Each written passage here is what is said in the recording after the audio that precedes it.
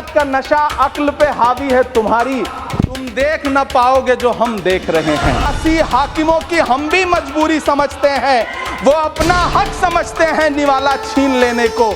डकैती को बहुत से लोग मजदूरी समझते हैं। वित्त मंत्री जी जो चीज खुद नहीं खाती हैं उसके दाम से उनका कोई लेना देना नहीं होता। किसी चीनी ने अमेठी में एक मंत्री महोदया का राजनीतिक कैरियर कड़वा कर दिया। हमसे 70 साल का हिसाब मांगने वालों, जो सरकार अपना चलाया हुआ 2000 का नोट 7 साल नहीं चला सकी, वो हमसे 70 साल का हिसाब मांगती है। संसद की कैंटीन से बाहर निकल करके एक चाय का कप खरीदिए, तब समझ में आएगा कि महंगाई कम हो रही है या बढ़ रही है। टूटा हुआ लश्कर का भरम देख रहे हैं और जिल्ले इलाही के करम देख रहे हैं। न्यूज़ टाइम, एक कदम सच की ओर। इमरान प्रतापगढ़ी। धन्यवाद सभापति महोदय।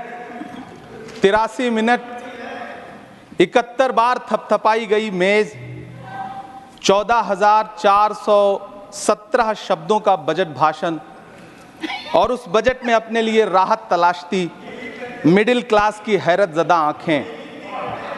सभापति महोदय, मेरे हाथों में जो दस्तावेज है दरअसल ये देश के किसानों, गरीबों, मजदूरों की उम्मीदों का स्मारक है। ऐसा लग रहा है जैसे वित्त मंत्री महोदया ने बजट नहीं तैयार किया है बल्कि प्रधानमंत्री जी की मन की बात का संकलन तैयार किया है। टूटा हुआ लश्कर का भरम देख रहे हैं, टूटा हुआ लश्कर का भरम देख रहे हैं और जिल्ले इलाही के करम देख रहे हैं। ताकत का नशा अक्ल पे हावी है तुम्हारी, तुम देख न पाओगे जो हम देख रहे हैं।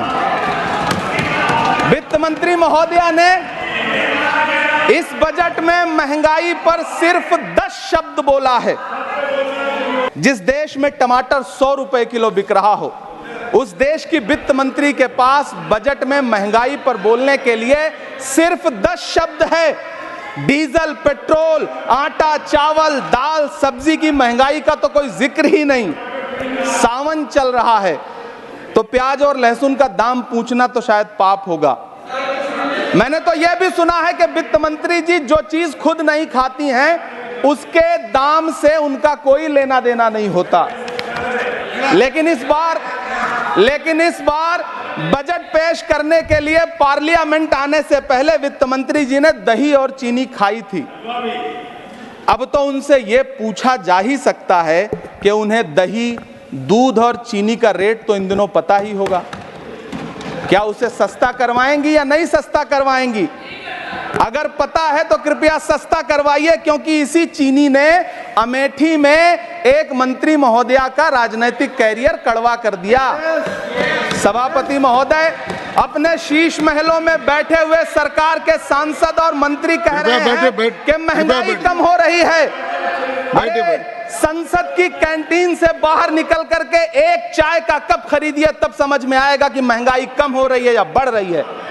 किसी एक दिन अपनी किसी मजदूर की तरह अपनी दिन भर की दिहाड़ी लेकर के बाजार जाइए और अपने बच्चों के लिए राशन खरीदिए, तब पता चलेगा कि महंगाई कम हो रही है या नहीं हो रही है।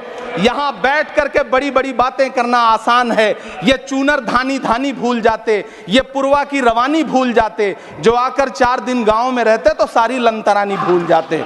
सभापति महोदय, इलेक्टोरल बॉन्ड खरीदने के नाम छुपाने वाली सरकार, इलेक्टोरल बॉन्ड खरीदने वालों के नाम छुपाने वाली सरकार इन दिनों आम के ठेला लगाने वालों के नाम जानना चाहती है। मुझे तो होटलों, ढाबों या आम के ठेलों पर नेम प्लेट लगवाने वालों से पूछना है कि कभी खून की बोतल पर देखा है किसी का नाम लिखा हुआ? मुझे पूछना है कि क्या कोरोना के दौरान अपनी उखड़ती हुई सांसों के लिए ऑक्सीजन तलाशने वाले किसी इंसान ने ऑक्सीजन लाने वाले किसी इंसान से पूछा था कि ऑक्सीजन लाने वाला इंसान हिंदू है या मुसलमान है? मुझे पूछना है कि लावारिश लाशों के लिए कोरोना में कांधा देने वाले, चिताओं के लिए लकड़ियां सजाने वाले किसी इंसान से पूछा गया था उसका नाम, उसका मजहब? लेकिन इन दिनों पूछा जा रहा है। सभापति महोदय, अफसोस देश के प्रधानमंत्री जी ने कभी न टूटने वाली चुप्पी ओढ़ ली है। सभापति महोदय, जनता ने 63 सीटें कम क्या कर दी, ये सरकार तो अमृतकाल का नाम लेना ही भूल गई। ये भूल गई है अमृतकाल को, ये भूल गई है मनरेगा को, ये भूल गई है मौलाना आजाद नेशनल फेलोशिप को, ये भूल गई है मणिपुर को, ये भूल गई है महाराष्ट्र को। मुझे गर्व है कि मैं राज्यसभा में महाराष्ट्र का प्रतिनिधित्व करता हूं। महाराष्ट्र जो देश की आर्थिक राजधानी है, जो टोटल कॉर्पोरेट टैक्स का 40%, इनकम टैक्स का 32% और जीएसटी का 20% इस देश को देता है, उस महाराष्ट्र के लिए इस बजट में एक शब्द नहीं है। आप बैठ जाए। सभापति महोदय, आखिर महाराष्ट्र से किस बात का बदला लिया जा रहा है? महाराष्ट्र ने लोकसभा चुनाव में बाबा साहब अम्बेडकर के संविधान को बचाने के लिए वोट क्या कर दिया? प्रधानमंत्री जी तो महाराष्ट्र से बदला लेने पर उतर आए। अब तो शायद उन्हें याद भी ना हो, यवतमाल का वो दाभड़ी गांव जहां 20 मार्च 2014 को वो किसानों के साथ चाय पर चर्चा करने गए थे और उनकी किस्मत बदलने के सपने दिखाए थे, उसी यवतमाल में पिछले 6 महीने में 132 किसानों ने आत्महत्या की है। सभापति महोदय, महाराष्ट्र में हर महीने 209 किसान आत्महत्या कर रहे हैं। राज्य सरकार द्वारा सौंपा गया आंकड़ा बताता है कि 1 जनवरी से 31 मई के बीच 1046 किसानों ने आत्महत्या की है। लेकिन अफसोस, इस बजट में महाराष्ट्र के किसानों के लिए कुछ भी नहीं है। किसानों से चिढ़ी हुई सरकार ने बजट में किसानों के एमएसपी की लीगल गारंटी नहीं दी। लेकिन याद रखिएगा, जो किसान का नहीं वो हिंदुस्तान का नहीं। सभापति महोदय, मुझे वित्त मंत्री जी से पूछना है कि वो जो कुछ साल पहले 100 स्मार्ट सिटी बनाने का ढोल पीटा गया था, सुना है उस ढोल में पानी भर गया है, इसीलिए आपने उसका नाम बदल करके सिटीज ऑफ ग्रोथ हब्स रख दिया है। अच्छा है, नाम बदलने का खेल खेलते रहिए, आपकी कई सरकारें तो इसी वजह से चल रही हैं। इस सरकार को पढ़े लिखे लोगों से दिक्कत है सभापति महोदय, इसीलिए इस सरकार ने यूजीसी का बजट 66% कम कर दिया है। वाह इस सरकार।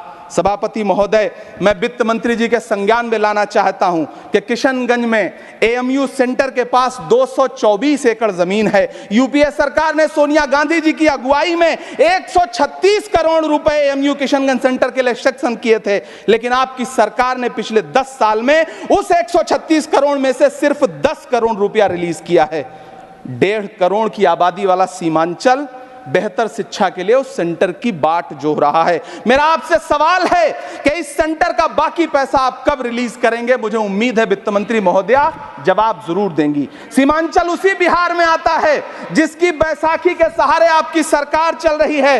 वहां के लोगों को एम्स की जरूरत है। महानंदा और कोसी से होने वाली बाढ़ की तबाही को रोकने के लिए बांध बनाइए, सीमांचल के साथ सौतेला व्यवहार बंद करिए। इकोनॉमिक कॉरिडोर बनाने से किसी राज्य का विकास नहीं होगा, विकास होगा स्वास्थ्य और शिक्षा के बुनियादी मुद्दों के लिए बजट देने पर। सभापति महोदय, एक तरफ तो इस बजट में पीएम आवास योजना के तहत 3 करोड़ अतिरिक्त मकान देने की घोषणा है और दूसरी तरफ लखनऊ के अकबर नगर में 1280 वो मकान हैं जिन्हें रिवर फ्रंट बनाने के नाम पे बुलडोजर से जमींदोज कर दिया गया। सभापति महोदय, लोग चीखते रहे, बच्चे बिलखते रहे, वसुधैव कुटुंबकम का नारा लगाने वाली सरकार इंसानों के घरौंदे उजाड़ कर जश्न मना रही है। सभापति महोदय, मेरा बहुत भावुकता के साथ देश के प्रधानमंत्री से सवाल है कि इन उजड़ते हुए मकानों और बेघर होते हुए घरों को देख करके आपको नींद कैसे आती है, आप सो कैसे पाते हैं? मेरा सवाल है इस देश के प्रधानमंत्री से, या तो लोगों के घरौंदे उजाड़ना बंद करिए या फिर करोड़ों मकान बनाने की झूठी घोषणाएं करना बंद करिए। यह बजट झूठ का पुलिंदा है। यह बजट आपके पिछले साल के बजट का कट कॉपी पेस्ट है। यह बजट हमारे चुनावी घोषणा पत्र की नकल करने की एक बेईमान कोशिश है। लेकिन कहावत है ना कि नकल के लिए भी अकल चाहिए। मेरे हाथ में एक तरफ न्याय पत्र है जो हमारा है और दूसरी तरफ अन्याय पत्र है जो आपका है। इस सरकार को आलोचना सुनने की आदत नहीं है सभापति महोदय। जब आप इनसे सवाल पूछिए तो ये कहते हैं कि आप बताइए 70 साल में आपने क्या किया है। मैं तो इस सदन में कहना चाहता हूं सभापति महोदय कि हमसे 70 साल का हिसाब मांगने वालों, जो सरकार अपना चलाया हुआ 2000 का नोट 7 साल नहीं चला सकी, वो हमसे 70 साल का हिसाब मांगती है। सभापति महोदय, मैं अंत में आपसे यह कहना चाहता हूं, यह बजट बैसाखी पर टिकी हुई सरकार का कुर्सी बचाओ बजट है। इस बजट में राज्यों के साथ, किसानों के साथ, नौजवानों के साथ, महिलाओं के साथ, देश के मिडिल क्लास के साथ अन्याय किया गया है और इस अन्याय का खामियाजा आपको महाराष्ट्र, हरियाणा और झारखंड के चुनाव में भुगतना पड़ेगा।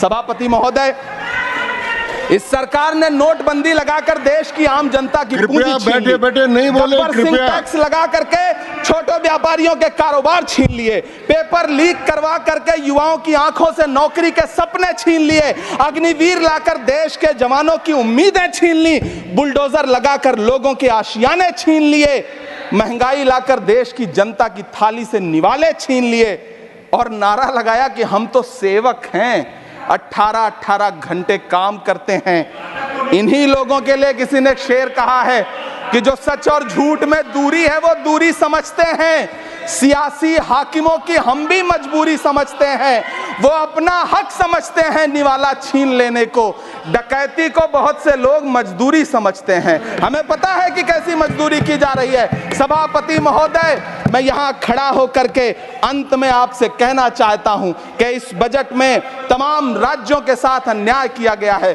इस बजट में युवाओं के साथ अन्याय किया गया है, महिलाओं के साथ अन्याय किया गया है और खास तौर से महाराष्ट्र के लिए कुछ नहीं रखा गया है। महाराष्ट्र बाढ़ से जूझ रहा है, पानी बरसने से वहां 1500 से ज्यादा लोग मारे गए हैं। उस शहर को, उस राज्य को 4000 करोड़ के पैकेज की जरूरत है ताकि जो फसलें बर्बाद हुई हैं लोगों को राहत दी जा सकी। लेकिन अफसोस, इस बजट में महाराष्ट्र के लिए ऐसा कुछ भी नहीं है। मैं आखिर में यह कहना चाहता हूं कि पिछले 7 दिन से इस बजट का बड़ा ढिंढोरा पीटा जा रहा है, इसे महान बताया जा रहा है, लेकिन कौन महान बता रहा है? सत्ता पक्ष के लोग, उन्हें तो बताना ही है। क्योंकि मैं अवध क्षेत्र से आता हूं, प्रतापगढ़ से, नीरज भाई भी अवध और पूर्वांचल से आते हैं। वहां एक कहावत है कि बिटिया की तारीफ किसने की? बिटिया की महतारी ने, यानी कि बेटी की प्रशंसा किसने की? मां ने। तो इस बजट की तारीफ सत्ता पक्ष करे तो करेगा ही, लेकिन विपक्ष के एक भी सांसद से आप पूछिए कि क्या उसके राज्य को कुछ मिला है, तो वो ये कहेगा कि नहीं, कुछ भी नहीं मिला है। बहुत बहुत धन्यवाद सभापति महोदय, मुझे आम बजट पर अपनी राय रखने के लिए धन्यवाद। न्यूज़ टाइम, एक कदम सच की ओर।